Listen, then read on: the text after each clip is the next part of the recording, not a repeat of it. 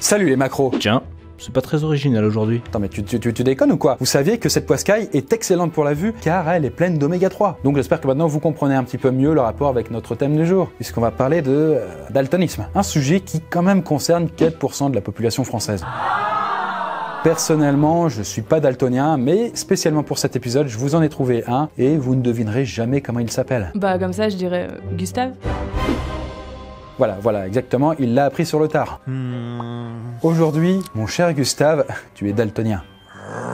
Bah quoi, tu préfères reprendre des radiations? Rester 1 an dans le bain? Retourner dans le noir? Dans un cercueil ou un micro-ondes? Non. Bon, pas de souci, alors voyons voir quel mystère se cache dans les yeux de Gustave. Est-ce que notre cobaye aura une vision digne d'une soirée sous champi? Ou peut-être qu'il n'y aura que peu de différence avec une vision normale? Ou bien, je sais pas, qui sait, peut-être que notre cher Gustave ne verra quasiment aucune couleur. Alors c'est parti, voir comme le pire des daltoniens, ça fait quoi?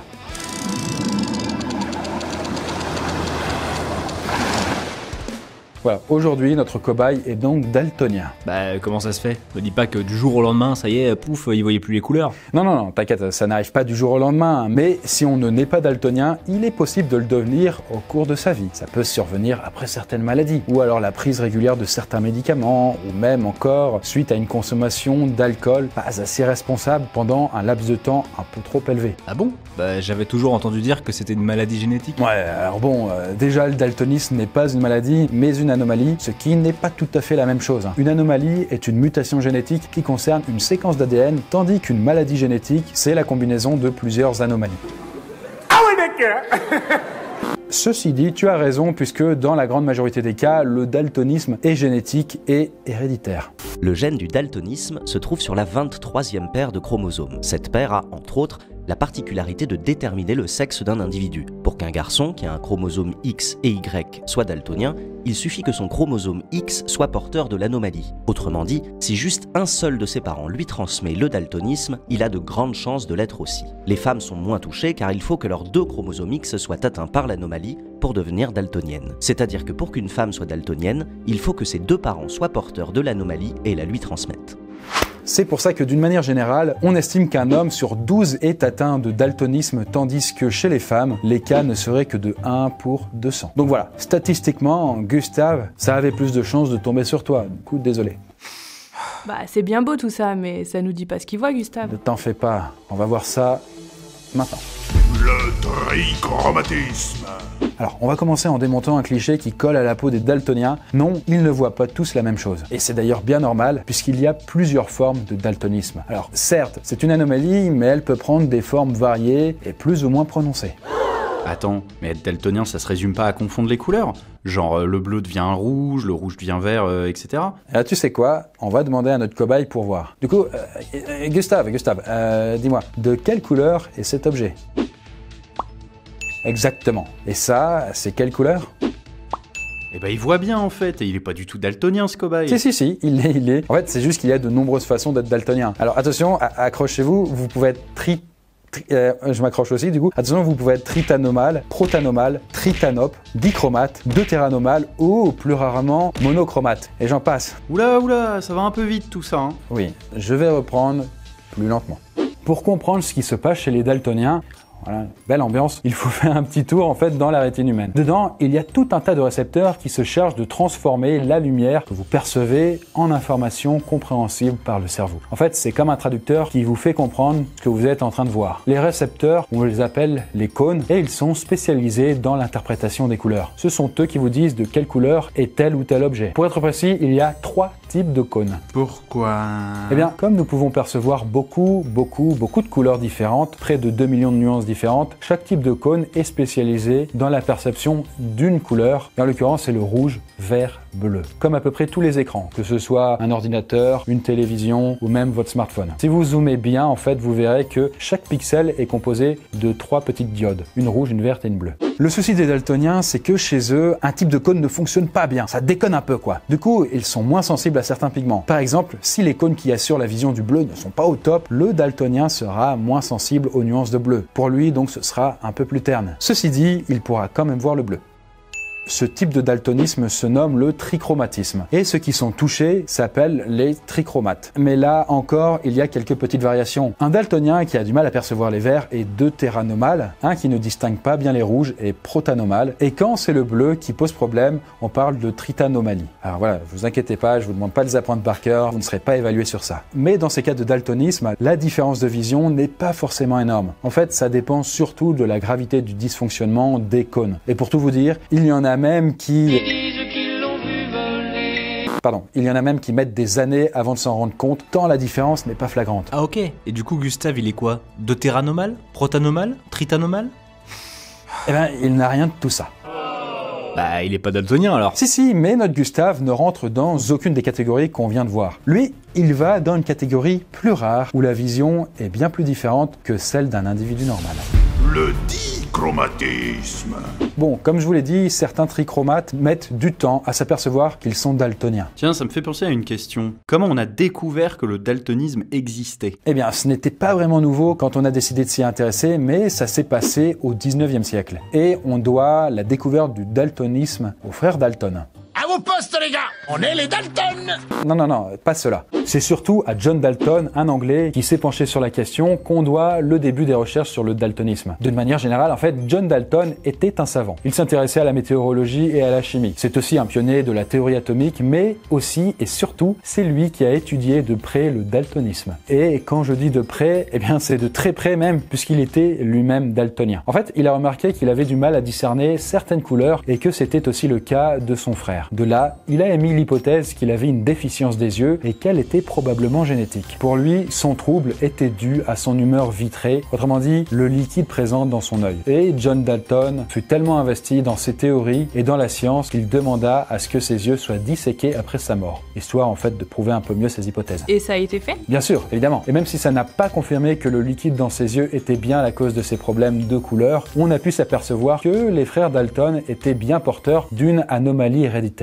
Mais la recherche sur le daltonisme ne faisait que débuter et ce n'est que plus tard qu'on découvrira qu'il en existe plusieurs formes, etc. D'ailleurs, revenons à notre cobaye, il ne fait pas partie des trichromates qui ont juste un type de cône qui déconne. Eh oui, puisqu'il existe une autre forme de daltonisme plus rare, donc comme je vous l'ai dit, et qu'on appelle le dichromatisme. Mais du coup, c'est quoi la différence entre les daltoniens trichromates et les dichromates? Eh bien, en fait, chez les trichromates, un type de cône ne fonctionne pas bien. Donc voilà, ça peut être le rouge, le vert ou le bleu. Et donc, ils voient moins bien ces couleurs. Mais chez les dichromates, l'un de ces types de cônes ne fonctionne tout simplement pas du tout. Autrement dit, ils ne peuvent pas du tout percevoir soit le bleu, soit le vert, soit le rouge. Quand un daltonien est privé de bleu, on dit qu'il est tritanope. Quand il manque le rouge, il est protanope. Et lorsqu'il ne voit pas le vert, il est deutéranope. Pour l'anecdote, John Dalton était deutéranope. Il était donc insensible au vert et voyait ceci au lieu de cela. Autant les trichromates ont une vision du monde assez similaire à la nôtre, pour vous dire en fait certains ne remarquent même pas qu'ils le sont, autant les dichromates voient les choses bien plus différemment. Par exemple, voici plusieurs images qui vous montrent la différence entre une vision normale et ce que voient les différents types de dichromates. Et ces différences remarquables empêchent les daltoniens sévèrement atteints de faire certains boulots. Par exemple, les métiers liés à la conduite, car ils nécessitent de pouvoir identifier clairement et rapidement des couleurs. Serait-ce que les panneaux rouges ou bleus, quoi, si on les voit pas bien, c'est pas fou, quoi. Ou par exemple, encore, si vous êtes pilote de ligne, il faut pouvoir discerner rapidement les signaux qu'on vous fera avec les drapeaux au décollage ou à l'atterrissage. Ceci dit, ça n'a pas empêché certains daltoniens de faire leur petit bonhomme de chemin dans la vie, comme par exemple le réalisateur Christopher Nolan. La Terre est magnifique vue d'ici. Pas un grain de poussière à l'horizon. Ou même le politicien Bill Clinton et même un certain Mark Zuckerberg. Vous savez, le mec qui a une tête de vendeur de pizza et qui a créé Facebook. Et d'ailleurs, ce dernier a choisi la couleur bleue pour Facebook car c'est celle qu'il perçoit le mieux. Mais finalement, les daltoniens naissent avec leur anomalie. Comment ils font pour savoir qu'ils ne voient pas les bonnes couleurs? Eh bien, on peut le découvrir par hasard en se prenant le chou avec un proche sur la couleur de tel ou tel truc. Mais bon, pour être fixé, on peut passer aussi un test.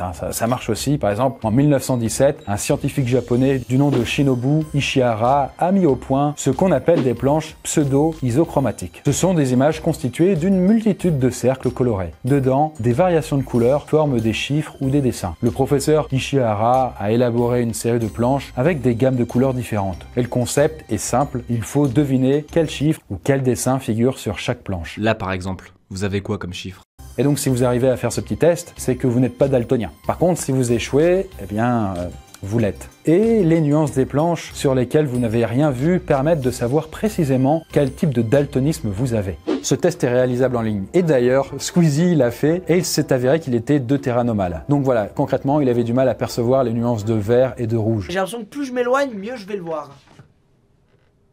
Non, y'a rien. Pour ceux que ça intéresse, je vous ai mis le lien de sa vidéo en description. Ok, mais du coup, il est quoi, Gustave? C'est un tritanope, un protanope, un deutéranope? Eh bien, on va lui demander, Gustave, qu'est-ce que t'es toi?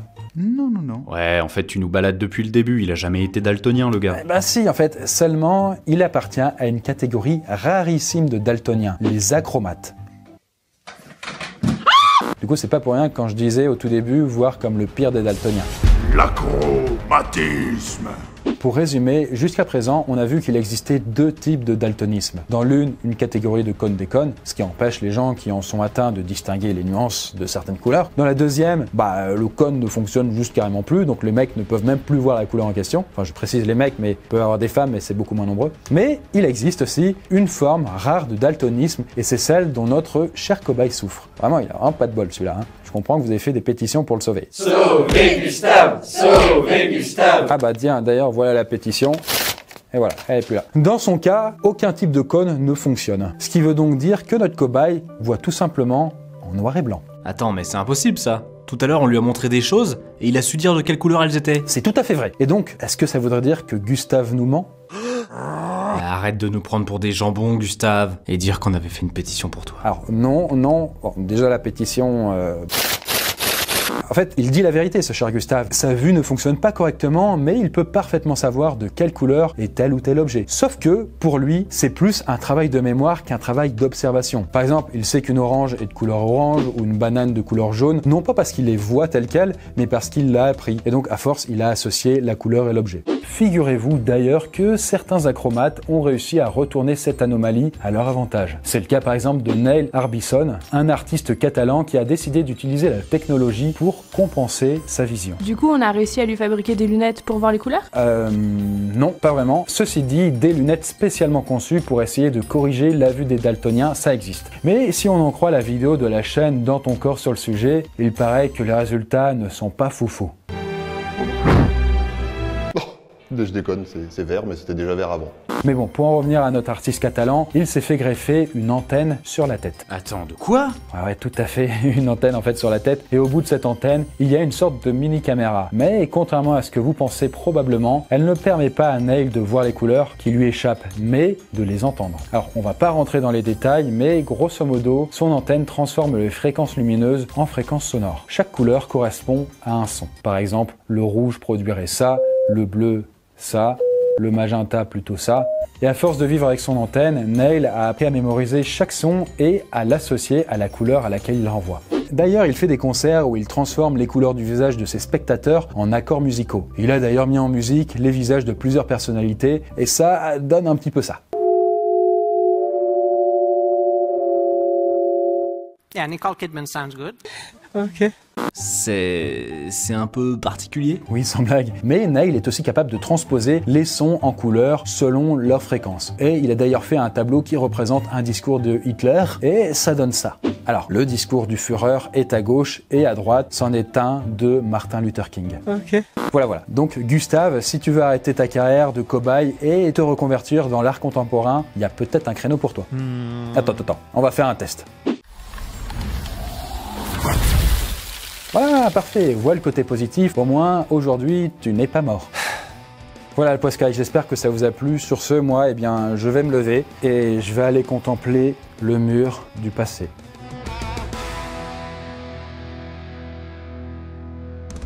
J'adore le rouge quand même, c'est si revigorant quoi.